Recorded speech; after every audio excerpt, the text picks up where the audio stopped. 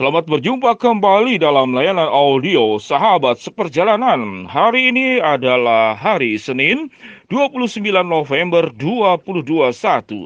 Tema renungan dan saat teduh kita dengan judul Tidak ada kata berpisah. Tidak ada kata berpisah. Firman Tuhan terambil dalam kitab Filipi pasal yang keempat, ayat yang ke-13 sampai dengan ke-14. Demikian bunyi firman Tuhan. Segala perkara dapat kutanggung di dalam Dia yang memberi kekuatan kepadaku. Namun baik juga perbuatanmu bahwa kamu telah mengambil bagian dalam kesusahanku. Mari kita berdoa. Bapa yang di dalam surga, dunia ini seringkali memisahkan apa yang sudah dipersatukan. Bahkan persekutuan yang sangat khusus antara Allah dengan manusia dipisahkan juga oleh manusia tatkala manusia jatuh di dalam dosa. Biarlah kami boleh belajar, hidup kami tidak pernah terpisah dengan Allah dan kebenarannya, dan kami hanya berpisah dengan dosa dan juga seluruh daripada perangkat dan tipuan daripada iblis. Dalam nama Tuhan Yesus kami berdoa. Amin. Shalom sahabat seperjalanan yang dikasihi Tuhan, tidak ada kata berpisah. Yang dilakukan manusia yang membuat dia jatuh dalam dosa adalah dia memisahkan diri dari Tuhan. Setelah manusia jatuh di dalam dosa, maka perpisahan demi perpisahan terjadi. Orang tua yang tidak memikirkan anak dan membiarkan anak, memisahkan anak dari ibunya, memisahkan darah anak dari ayahnya karena faktor perceraian. Bagaimana kemudian orang tua yang sibuk mendidik anak untuk bisnis, untuk usaha, untuk mencari uang, namun tidak pernah diajarkan bagaimana mencari Allah, hidup di dalam Allah, dan hidup dalam takut akan Tuhan. Itulah manusia. Saudara-saudara, Rasul Paulus dalam Filipi pasal keempat, ayat 13 sampai dengan ke-14, adalah bagian bagaimana Rasul Paulus ingin membawa seluruh umat percaya di dalam perjalanan misi penginjilan selama 3 kali. Bahwa orang-orang yang terpisah dari Allah itu, bagaimana disatukan kembali dengan Kristus. Kristus yang datang ke dalam dunia juga adalah satu misi yang sangat utama. Bagaimana menyatukan kembali keterpisahan manusia berdosa dengan Allah. Dan Paulus dipakai secara khusus oleh Tuhan untuk membawa keterikatan, persatuan, persekutuan yang direkat kembali di dalam pengorbanan Kristus. Sehingga Rasul Paulus adalah menjadi satu pribadi yang begitu luar biasa di dalam pengabaran Injil. Kitab Filipi berbicara setelah Rasul Paulus mengabarkan Injil kepada jemaat di Filipi, yang membuat jemaat di Filipi menjadi sebuah gereja, komunitas yang bertumbuh, yang takut akan Allah dan menjalankan kebenaran firman Allah. Paulus kemudian berangkat ke Roma di dalam pengabaran Injil, dan Paulus ditangkap, dimasukkan ke dalam penjara di bawah tanah yang dingin, yang lembab dan penuh dengan sakit penyakit yang memberikan dampak luar biasa. Sahabat seperjalanan yang dikasihi Tuhan, tidak ada kata berpisah sewaktu kita sudah melekat dengan Allah, melekat dengan kebenarannya, melekat dengan perintah dan titahnya, maka kita akan melekat dengan Allah. Apa saudara akibatnya? Seseorang yang melekat dengan firman Tuhan, melekat dengan kebenarannya. Sebagaimana hubungan Paulus dengan jemaat di Filipi. Tatkala secara tubuh, secara raga, secara badani, Paulus terpisah dari jemaat di Filipi karena pelayanannya. Namun hatinya tetap menyatu. Alkitab mengatakan, aku bersuka cita karena pikiran, perasaan, dan perhatianmu tetap ada padaku. Sebuah hubungan yang mendalam sebagai saudara di dalam Kristus. Paulus sebagai hambanya, sebagai gembalanya, dan kemudian jemaat Filipi sebagai domba-domba yang dilayani oleh Rasul Paulus. Sahabat seperjalanan, pengalaman ini menjadi pengalaman yang dialami oleh saya pribadi.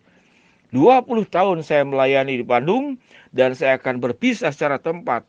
Saya akan melayani di Jakarta, di kota lain, di ibu kota. Keterikatan dengan jemaat tidak pernah akan berpisah. Sekalipun perpisahan diikuti oleh tangis, ketidakrelaan, mengapa meninggalkan. Kami kehilangan sosok Bapa, kami kehilangan seorang pengayom, kami kehilangan seorang yang memberikan perlindungan secara spiritual, doa, dan layanan. Saya janjikan, sebagaimana Paulus pun berjanji, keterpisahan hanyalah fisik dan tidak pernah memisahkan ikatan hati, ikatan batin. Dan yang utama adalah ikatan iman selain ikatan pengalaman. Berjalan bersama-sama melewati kehidupan ini. Bagaimana saling menguatkan satu dengan yang lain. Sahabat seperjalanan yang dikasihi Tuhan, itu keterikatan yang kita perlu miliki. Apa keterpisahan yang perlu kita perjuangkan? Kita berbicara tentang kita harus berpisah. Yang pertama kita belajar jangan terpisah dengan Allah, dengan firman-Nya, dengan kebenarannya. Yang berikut kita belajar kita harus terpisah. Terpisah dengan siapa? Dengan dosa, dengan keakuan, dengan kedagingan. Dengan jiwa yang memberontak kepada Allah, itu kita harus pisahkan. Karakter yang buruk harus diceraikan. Kebiasaan-kebiasaan yang merugikan harus diputuskan. Dan jangan kemudian melakukan silaturahmi lagi dengan dosa-dosa masa lalu. Dengan keakuan masa lalu. Dengan kebiasaan yang merusak. Maka sewaktu Yesus datang ke dalam dunia yang diberitakan oleh Rasul Paulus, merekatkan kembali kita dengan Allah, firman-Nya, kebenarannya, titahnya, dan tuntunannya. Sekali terikat, jangan pernah dilepaskan. Dan apa yang sudah terlepas, jangan kemudian diikat kembali. Allah memberikan sebuah pimpinan dan firman yang dititip kepada Rasul Paulus, kepada jemaat juga di Roma, tentang manusia baru dan manusia yang lama. Kita harus mengenakan manusia baru yang sudah diperbaharui oleh Kristus dan menjadi milik kita yang tidak boleh terpisah. Dan kita harus tinggalkan manusia lama dengan segala keberdosaannya, iri hati, pertengkaran, percekcokan, fitnah, saling memakan, saling menghancurkan, saling menggeser, saling menyikut, saling menginjak. Ini kita harus berpisah dari semua dosa-dosa yang sudah ditebus di dalam Kristus. Sahabat seperjalanan, tidak terasa kita masuk sudah minggu-minggu Advent. Menjelang peringatan Yesus datang ke dalam dunia di bulan Desember tanggal 25. Yang dianggap dan dinilai sebagai hari kelahiran Kristus yang disepakati di seluruh dunia. Sahabat seperjalanan yang dikasihi Tuhan, kalau dalam rumah tangga kita menjadi terpisah karena kita tidak hidup dalam kebenaran firman Allah. Masing-masing menyimpan hidup lamanya, keakuan lamanya. Maka mulai hari ini katakan, ya Tuhan, kami ingin tetap bersatu di dalam kebenaran Kristus. Tatkala kami bersatu di dalam kebenaran Kristus, sifat pemarah diubah menjadi sabar. Tatkala kami bersatu dengan kebenaran Kristus dan firman-Nya, sikap yang suka tidak setia menjadi setia. Tatkala kita terpisah dari kebenaran firman Allah, hidup seenaknya dan semau-maunya menjadi kehidupan yang hanya mengikuti kehendak dan kemauan Tuhan di atas segala-galanya. Sahabat seperjalanan, katakan, kita tidak pernah terpisah dari kebenaran firman Tuhan, dan kita tetap akan hidup di dalam kebenaran firman Allah, dan kita akan terpisah untuk selama-lamanya dalam segala kehidupan dosa yang sudah ditebus oleh Kristus, menjadi manusia baru yang kemudian memulihkan rumah tangga kami, memulihkan kehidupan pribadi kami, dan membuat jalan kehidupan kami menjadi benar. Mari kita berdoa. Bapa yang di dalam surga, kami ingin belajar tidak ada kata terpisah antara kami dengan Tuhan, firman dan kebenarannya.